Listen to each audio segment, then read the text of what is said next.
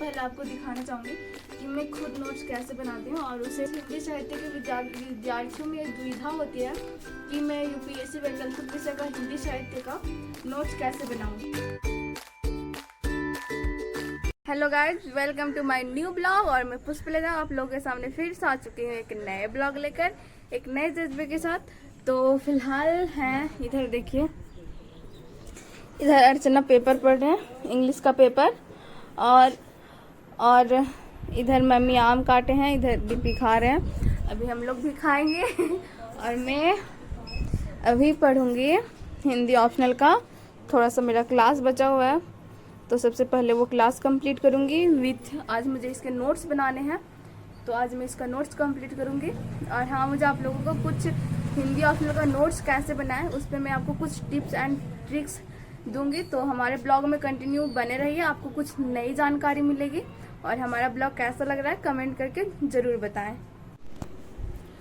So finally मैं अभी table पे आ चुकी हूँ और अभी मैं पढ़ रही थी भूगोल क्लास 11 का एनसीईआरटी बुक में। ये पीडीएफ है, खान सर के बैच में डाला हुआ है फ्री पीडीएफ। तो मेरे पास बुक नहीं है तो मैं इसी से कवर कर रही हूँ। और मैं आप लोगों को जो 2023 में जो क्वेश्चन पूछे गए हैं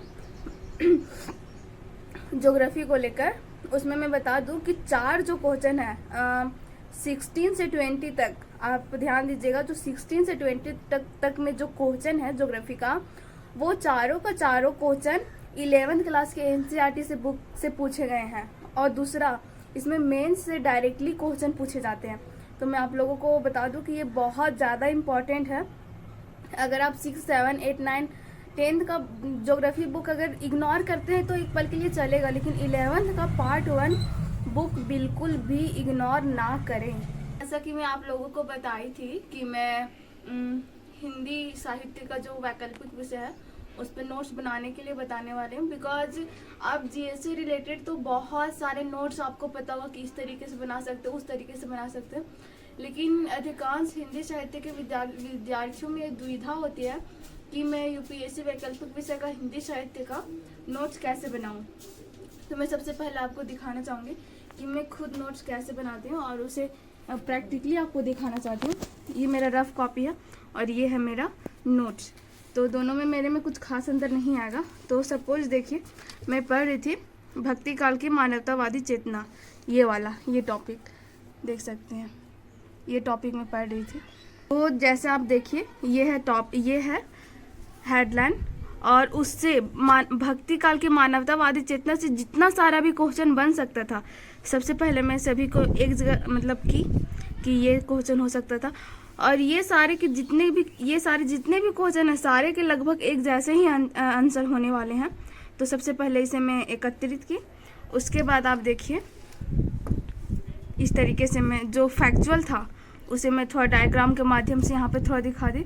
और जैसे है ये क्वेश्चन, सामंती समाज को अंधकार काल कहने का कारण, तो इसे मैं थोड़ा सा शॉर्ट में दिखा दी। इसलिए शॉर्ट में दिखा दी क्योंकि इसे मैं आगे विस्तार से लिखने वाली हूँ, तो ये थोड़ा सा शॉर्ट में मैं दिखा दी। उसके बाद आगे देख सकते हैं भक्ति काल का स्वर मानवतावादी रहा है, ये भी एक टॉपिक ही है जिसका आंसर भी सेम यही होने वाला है। तो अब मैं क्या की हूँ कि जो ये शॉर्ट में लिखा हुआ था उसी को मैं विस्तार से कर दी हूँ। तो ये है मेरा विस्तार से लिखा हुआ। तो आपको इसी तरीके से बनाना है। पीछे भी आप देख सकते हैं, मैं पीछे भी इसी तरीके से बनाई हूँ। जैसे देखिए, भक्ति आंदोलन की चर्चा करते हुए उसकी उद्भव की व्याख्या करें। और मैं आपको दिखाना चाहूँगी कि आप देख सकते हैं कहीं ब्लैक या कहीं ये कवर कर दी हूँ, कहीं ब्लैक पेन का यूज़ कहीं की हूँ, कहीं ग्रीन का यूज़ की हूँ। तो कारण ये है कि जैसे में आप पढ़ रहे होंगे तो जो भी मेन पॉइंट है, क्योंकि जैसे यहाँ देखिए, क्योंकि यहाँ समानता, मानवता, प्रेम तथा करुणा जैसे तत्व प्रबल थे, जो भक्ति काल है उसके बारे में बताया जा रहा है। तो वो खास पॉइंट है, जैसे आप समानता, मानवता, प्रेम तथा करुणा, अगर ये 3 वर्ड भी याद रख लेंगे ना तो आपसे वो मतलब आ जाएगा, अच्छा मानवता, समानता।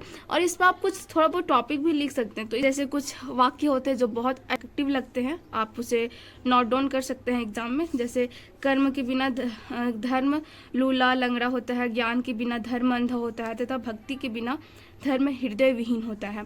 आप भी ऐसे करके मतलब अपने नोट्स बना सकते हैं। मतलब इतना आपको याद रखना है कि जीएस के जैसे शॉर्ट नोट इसमें हमें नहीं बनाने हैं, हमें इसमें लॉन्ग ही नोट्स बनाने होंगे, बिकॉज इसमें थोड़ा लंबा लंबा लिखना होता है और ऊपर से फिर ये मतलब इसमें एक ही टॉपिक का बहुत सारे बन जाते हैं। जैसे आप क्वेश्चन देखे ही होंगे, मैं सिर्फ हिंदी ऑप्शनल की बात कर रही हूँ, मैं अदर सब्जेक्ट का नहीं बात कर रही हूँ, ज्योग्राफी फिलॉसफी वगैरह का नहीं बात कर रही हूँ, मैं बस ओनली हिंदी का ही बात कर रही हूँ। क्योंकि देखिए ये ज्योग्राफी है नहीं या फिर अलग पॉलिटी है नहीं कि अलग चेंज होता है, ये हिंदी साहित्य है जो रचा जा चुका है, या फिर जो अभी थोड़ा बहुत चेंजिंग आ रहा है ये थोड़ा बहुत पूछ सकता है। लेकिन जो सबसे अधिक होता है वो प्राचीन काल का ही पूछा जाता है, पहले का ही साहित्य पूछा जाता है। तो इसमें कुछ अलग हो नहीं सकता, वही क्वेश्चन को वही टॉपिक को अलग अलग तरीके से यूपीएससी घुमा के पूछती है। तो हमें क्या करने हैं कि हमें विस्तार से लिखने हैं, ताकि वो कहीं से भी घुमा के क्वेश्चन पूछे तो हमारे माइंड में आ जाए और हम अच्छे से लिख सके। तो फिलहाल मैं यही आप लोगों को बताने वाली थी। तो आप कमेंट करके ज़रूर बताएं कि मेरा ये जो राय है, मेरा जो नोट्स बनाने का तरीका है वो कैसा है। और चैनल पर नए हो तो चैनल को सब्सक्राइब करें, वीडियो को लाइक करें एंड अपने दोस्तों के साथ शेयर करें। फिलहाल मैं इकोनॉमिक्स का रिवीजन कर रही थी और बहुत दिन हो चुके थे रिवीजन किए हुए, तो सोचे चलो आज रिवीजन कर लेती हूँ। तो देख सकते हैं एग्जिम बैंक के बारे में भी फ़िलहाल पढ़ी थी और अभी और बहुत सारे इतना भी और बचा ही हुआ है, वही इतना और कवर करूँगी। लॉन्ग टाइम स्टडी करने के बाद मैं थोड़ा सा टहलने के लिए छत पे आ गई और मतलब जा रही हूँ क्योंकि बोर लगने लगता है इस जगह बैठे बैठे। तो फिलहाल मैं छत पे चलूँगी बिकॉज छत पे हवा अच्छा चल रहा है, तो सोची चलो मैं थोड़ा टहल लेती हूँ, दिमाग फ्रेश हो जाएगा।